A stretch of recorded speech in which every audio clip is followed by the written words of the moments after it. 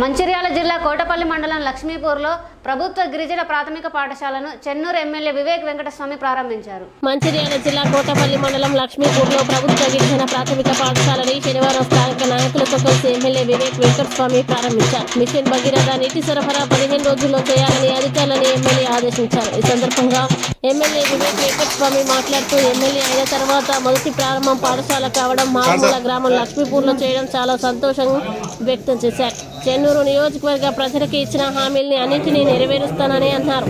28 నుండి జరగనున్న గ్రామ సభల్లో సమస్యల్ని ప్రభుత్వం దృష్టికి తీసుకువెళ్లాలని ప్రజలకి సూచించారు. గ్రామాల్లో ఉన్న సమస్యలన్నింటినీ పరిష్కరిస్తానని తెలిపారు. బస్సులు, రోడ్లు, మంచినీటి సౌకర్యాల్ని కల్పిస్తానని తెలిపారు.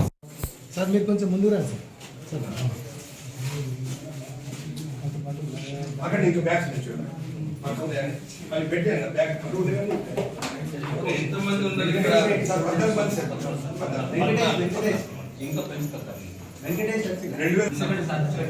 ఉన్న వాళ్ళందరూ ఆడపిల్లలు సార్, ఒక్కరే మగపిల్లలు.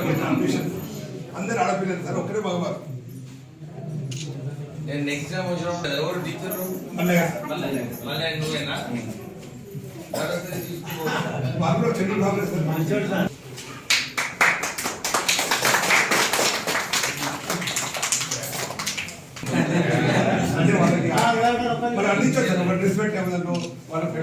ఇటు చూడు ఇటు చూడు